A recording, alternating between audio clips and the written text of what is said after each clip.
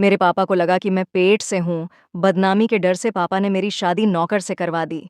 मैं बेकसूर थी। पर जब शादी के 6 महीने बाद ही मुझे बच्चा पैदा हुआ, तो बच्चे को देखकर मेरे होश उड़ गए, क्योंकि यह बच्चा तो मैं थकी हारी कॉलेज से आई तो घर पर पापा को देखकर हैरान थी, क्योंकि पापा तो इस वक्त ऑफिस में रहते थे। आज भरी दोपहर में घर कैसे चले आए? गर्मी और पसीने की वजह से मेरी हालत बहुत खराब थी। पापा ने मुझे गहरी नज़र से देखा, जैसे कि वह मेरे अंदर कुछ झांकना चाहते हो, और मुझे देखते ही बहुत अजीब लफ्ज़ों में पूछने लगे, साक्षी, आज तुम्हें कॉलेज से आने में इतनी देर क्यों हो गई?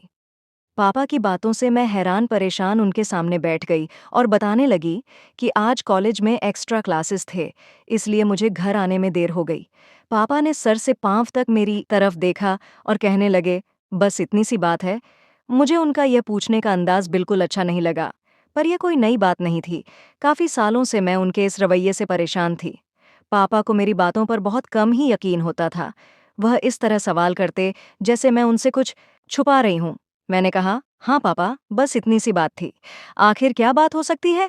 ड्राइवर मेरे साथ होता है, आप चाहे तो उससे भी पूछ सकते हैं। मुझे कॉलेज ले जाने और लाने वाला ड्राइवर 24 से 25 साल का जवान लड़का था। उसका नाम सिद्धार्थ था, लेकिन पापा को उस पर बहुत ज्यादा भरोसा था। इससे पहले उसका बाप हमारे यहाँ नौकरी करता था। वह लोग बहुत शरीफ लोग थे। जब से मैंने कॉलेज आना जाना शुरू किया, सिद्धार्थ ही मुझे ले आने और ले जाने की जिम्मेदारी उठा रहा था। इतना यकीन दिलाने के बाद पापा को किसी तरह मेरी बातों पर भरोसा हुआ। फिर उन्होंने कहा, ठीक है, कमरे में जाओ और फ्रेश हो जाओ, फिर साथ बैठकर खाना खाते हैं। मुझे अपने पापा का यह अंदाज बिल्कुल अच्छा नहीं लगा। कहने को तो वह मेरे बाप थे, पर प्यार करना तो बहुत दूर की बात। वह मेरे साथ बहुत सख्ती से पेश आते। मेरी हर छोटी से छोटी हरकत पर उनकी नज़र होती थी। रात में वह कई बार मेरे कमरे का चक्कर लगाते। पता नहीं क्यों पापा को मुझ पर भरोसा नहीं था।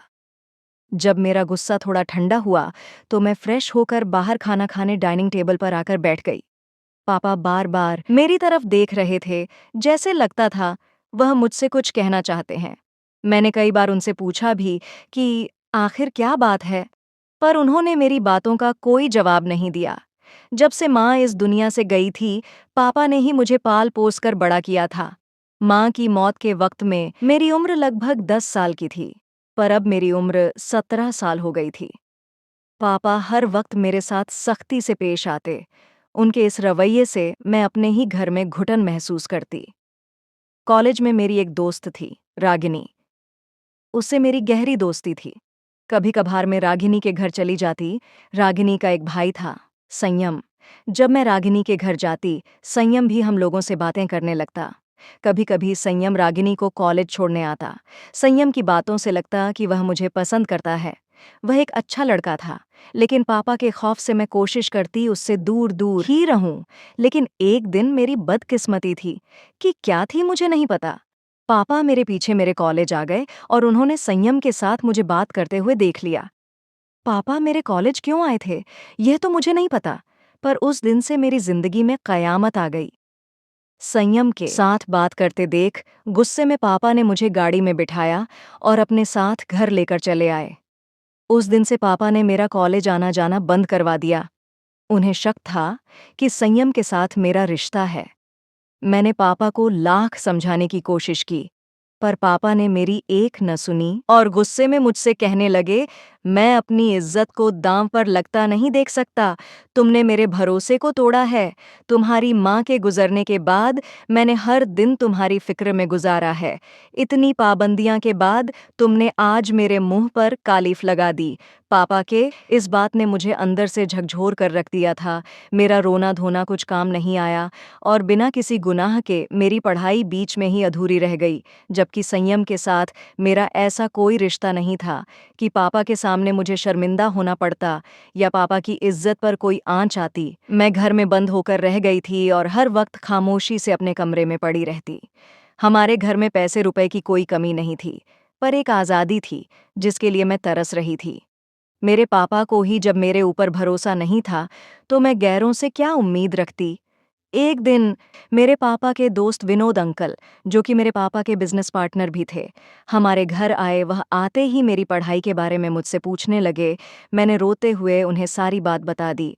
वह पापा के पुराने दोस्त थे, अक्सर ही हमारे घर आ जाया करते थे, इसलिए मुझे उनसे कोई झिझक नहीं थी। मैं अपने दिल की हर बात उनसे आसानी से बता दिया करती। विनोद अंकल को जब मेरी पढ़ाई के बारे में पता चला, तो उन्होंने समझाते हुए मुझसे कहा, तुम फिक्र मत करो, तुम्हारे पापा से बात कर, मैं तुम्हारी पढ़ाई फिर से चालू करवा दूंगा। विनोद अंकल की बातें सुनकर मुझे थोड़ी तसल्ली हुई, क्योंकि पापा विनोद अंकल की हर बात मानते थे। विनोद अंकल किसी दिन पापा से यह बात कहते, इससे पहले मेरी जिंदगी ने एक और नया मोड़ लिया। एक दिन रात के वक्त में गहरी नींद में सोई हुई थी कि पापा अचानक मेरे कमरे में आए, तो मेरे मोबाइल की घंटी बज रही थी। तो पापा ने मेरे मोबाइल को उठाया तो फोन पर संयम था। उसने मुझसे यह पूछताछ के लिए फ़ोन किया था कि उसे पता चला है कि उसकी वजह से मेरी पढ़ाई बंद करवा दी गई है। ये बात मेरी सहेली रागिनी से उसे अभी-अभी पता चली, तो उसे बुरा लगा और उसने फ़ौरन फ़ोन कर लिया।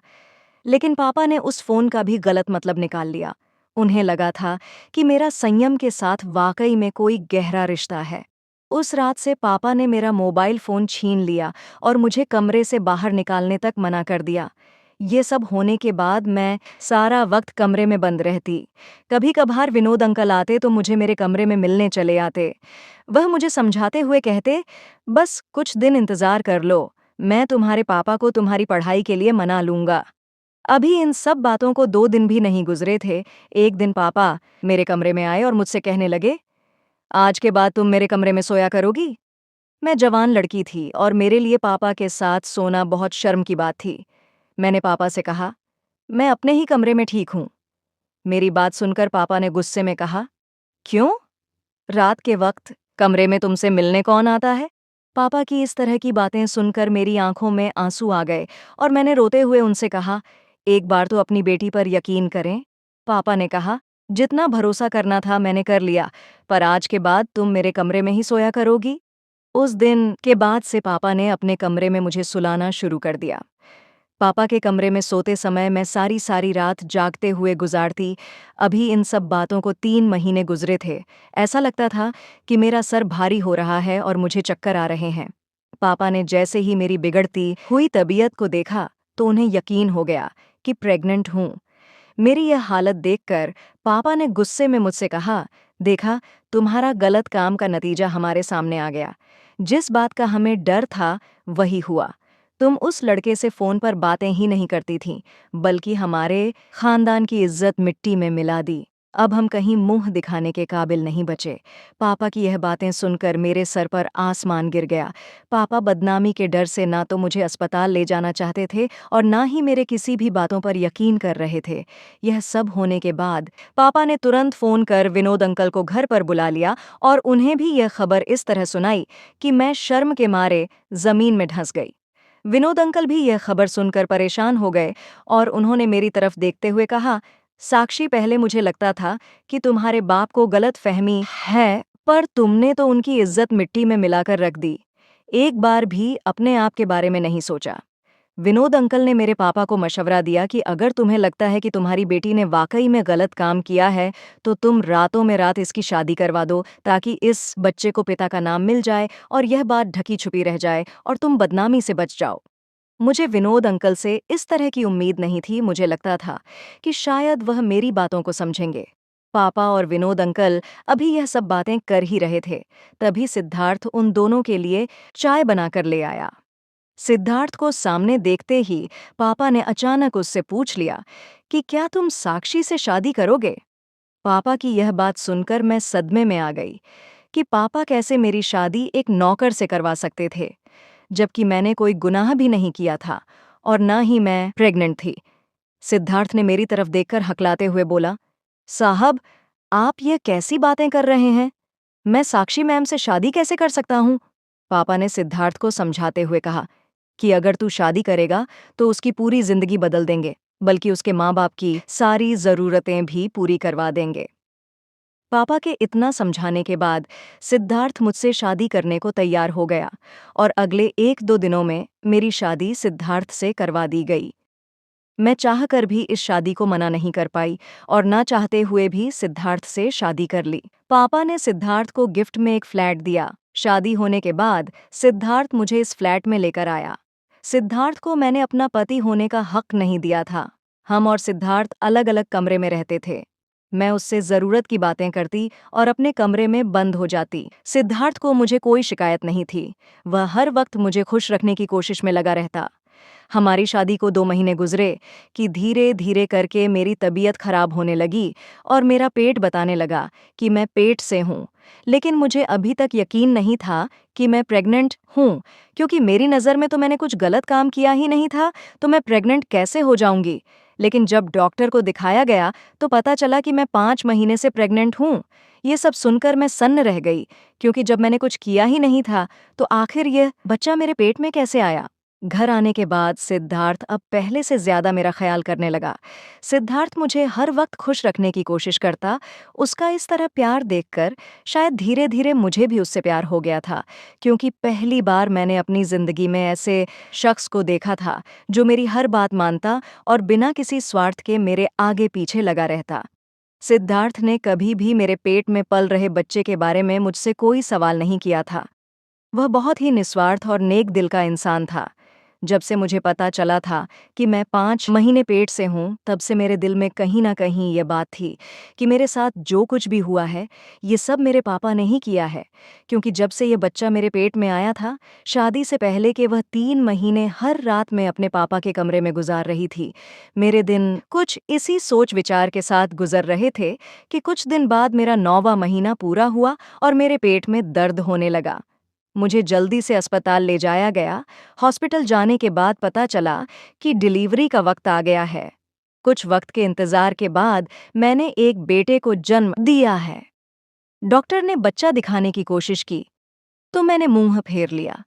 मैं उस बच्चों को देखना भी नहीं चाहती थी, जिसकी वजह से मेरी पूरी जिंदगी बर्बाद हो गई थी।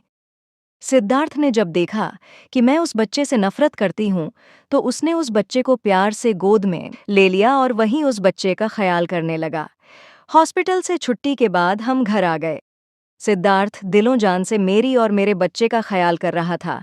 उसका यह अंदाज देखकर मैं बड़ी हैरत से पूछा, सिद्धार्थ, कैसे तुम एक नाजायज बच्चे को इतने प्यार से अपना सकते हो, जबकि तुम इस बात से पूरी तरह वाकिफ हो कि यह बच्चा तुम्हारा नहीं है। मेरी बात सुनकर सिद्धार्थ कुछ देर के लिए खामोश हो गया और फिर कहने लगा, साक्षी, मैं आपसे बहुत प्यार करता हूँ। आपसे जुड़ी हर चीज़ मुझे बहुत प्यारी है। ये बच्चा आपने पैदा किया है, इससे मुझे उतना ही प्यार है जितना कि आपसे। उसके मुंह से अपने प्यार का इस तरह इजहार सुनकर मैं दंग रह गई। बच्चे को पैदा हुए महीना होने वाला था, लेकिन अब तक मैंने बच्चे को गोद में नहीं उठाया था। सिद्धार्थ ही बच्चे का दिन रात ख्याल रखता। मैं अपने कमरे में बंद होकर अपनी बदनसीबी पर आंसू बहाती रहती। मैं उस बच्चे को हरगिज अपनाना नहीं चाहती थी। एक दिन मैं अपने कमरे में बैठी हुई रो रही थी कि सिद्धार्थ मेरे पास आया और मुझसे कहने लगा, साक्षी जी, मुझसे आपका यह दुख देखा नहीं जा रहा। क्या आपको जानना है कि यह बच्चा किसका है? उसके मुंह से यह बात सुनकर मैंने हैरत भरे अंदाज में कहा, हाँ, मुझे जानना है। सिद्धार्थ ने कहा, मैं आपको सब कुछ बताऊंगा, पर इसके लिए आपको मुझसे एक वादा करना होगा। मुझे जल्दी बताओ, मैंने कहा। यही कि यह सच्चाई जाने के बाद आप इस बात को अपने दिल में दफन कर लेंगी और किसी को नहीं बताएंगी, क्योंकि यह बात किसी को पता चली कि बच्चा किसका है, तो हमारे बच्चे के भविष्य पर बहुत बुरा असर पड़ेगा। और इसमें इस मासूम का क्या कसूर? मुझे किसी भी हालत में सच्चाई जाननी थी, इसलिए मैंने सिद्धार्थ से वादा किया, ठीक है, जैसा तुम कहते हो मैं वैसा ही करूंगी। पर सिद्धार्थ के मुंह से सच्चाई जानने के बाद मेरे पैरों तले से जमीन खिसक गई, क्योंकि इस बच्चे का बाप वह इंसान था जिस पर मैं खुद से भी ज्यादा भरोसा करती थी। मेरे बच्चे के पिता विनोद अंकल थे और विनोद अंकल यह सब मेरे साथ मेरी पापा की प्रॉपर्टी हड़पने के लिए किए थे। विनोद अंकल शुरू से ही मेरे पापा को मेरे प्रति भड़काते थे, इसीलिए मेरे पापा मेरे ऊपर भरोसा नहीं करते थे। सिद्धार्थ ने बताया कि एक दिन विनोद घर पर आया तो सिद्धार्थ के सिवा घर पर कोई नहीं था। शायद उस दिन मेरे सर में बहुत तेज दर्द था और मैंने सिद्धार्थ से चाय बनाने को कहा था। तभी अचानक विनोद आया और सिद्धार्थ को किचन में चाय बनाता हुआ देख सिद्धार्थ से पूछने लगा, किसके लिए चाय बना रहे हो? जब उसे पता चला कि सिद्धार्थ मेरे लिए चाय बना रहा है, तो उसने किसी बहाने से सिद्धार्थ को ज़रूरी काम के लिए बाहर भेज दिया और बोला, तुम जाओ, साक्षी को चाय में दे दूंगा। सिद्धार्थ ने जब यह बात मुझे बताई, तो मुझे याद आया कि एक दिन विनोद ही मेरे लिए चाय लेकर आया था। मुझे क्या पता था कि पिता समान होने के बावजूद वह मेरे साथ ऐसा करेगा। मैंने बेझिझक उसके हाथ से चाय लेकर पी ली थी और चाय पीते ही मुझे नींद आ गई थी। नींद नहीं, बल्कि मैं बेहोश हो गई थी। सिद्धार्थ ने बताया कि उसे पता नहीं क्यों कुछ अनहोनी का अंदेशा हो गया था, इसीलिए काम निपटाकर घर जल्दी आया, पर जब तक मैं आया तब तक विनोद काम कर चुका था और आपके कमरे से निकलते हुए अपने शर्ट की बटन बंद करता हुआ अपने घर चला गया। तब से मैं विनोद और आपके पापा की बातों पर ध्यान देने लगा। ज्यादातर विनोद आपके बारे में आपके पापा को भड़काता। मैं चाहता तो ये सारी बातें आपसे और आपके पापा से बता सकता था, लेकिन मुझे पता था कि मुझ जैसे नौकर की बातों पर कौन भरोसा करेगा। पर आपके साथ जब आपके पापा सख्ती से पेश आते तो मुझे बहुत बुरा लगता। साक्षी जी, भले ही मैं आपके घर का नौकर या ड्राइवर था, पर आपके साथ ऐसा होता हुआ देख मेरा दिल तड़प उठता। बल्कि यूं कहे कि आपकी परेशानी देखकर शायद मुझे आपसे प्यार हो गया था, और इसीलिए जब उसे दिन आपके पापा ने मुझसे पूछा कि तुम साक्षी से शादी करोगे, तो मैं बेझिझक तैयार हो गया, क्योंकि मुझे पूरा विश्वास था कि मैं आपको अपनाने के साथ साथ आपके बच्चे को भी अपना लूंगा, क्योंकि मैं आपसे दिल से प्यार करता हूँ। और इन सब में इस मासूम का क्या कसूर जो इसे सजा मिले। मैं और सिद्धार्थ अब भी यही सब बातें कर रहे थे। तभी मेरा बेटा, जो गहरी नींद में सोया हुआ था, उसकी आंखें खुल गईं और वह रोने लगा। सिद्धार्थ ने जबरदस्ती बच्चों को मेरी गोद में डाल दिया, तो ममता से मेरा दिल तड़प उठा और मैंने उसे सीने से लगा लिया और फूट फूट कर रोने लगी। मैं सिद्धार्थ से कहा, सिद्धार्थ, जैसे मैंने तुमसे वादा किया कि मैं यह बात किसी को नहीं बताऊंगी, वैसे ही तुम भी मुझे एक वादा करो कि विनोद की यह घिनौनी करतूत तुम मेरे पापा को बताओगे, ताकि उन्हें भी तो पता चले कि उनकी बेटी के साथ गलत करने वाला कौन है। और आज तक जो वह मेरे ऊपर शक करते आ रहे थे, उनकी बेटी गलत नहीं है, बल्कि उनका सबसे करीबी दोस्त गलत है, जिस पर वह खुद से भी ज्यादा भरोसा करते थे। सिद्धार्थ ने कहा, पर यह बात आपके पापा किसी को बता दिए तो? मैंने सिद्धार्थ से कहा, पापा यह बात किसी को नहीं बताएंगे, मैं पापा को समझा लूंगी, अपने लिए ना सही, अपने बच्चे के लिए। बस यह बात मैं उन्हें इसलिए बताना चाहती हूँ कि उन्हें भी सच्चाई का पता चले। सिद्धार्थ ने उसी वक्त फोन करके पापा को बुलाया और सारी सच्चाई बताई। पापा को जब यह बात पता चली, तो वह मेरे सामने हाथ जोड़कर फूट फूट कर रोने लगे और कहने लगे, साक्षी, मुझे माफ कर दो। मैंने अपनी बेटी पर भरोसा न करके बहुत गलत किया, और अगर इस बच्चे की बात ना होती तो मैं अभी इसी वक्त विनोद को जेल भिजवा देता। पापा उसी दिन मुझे और सिद्धार्थ को अपने साथ लेकर चले आए और विनोद से सारे रिश्ते नाते तोड़ दिए।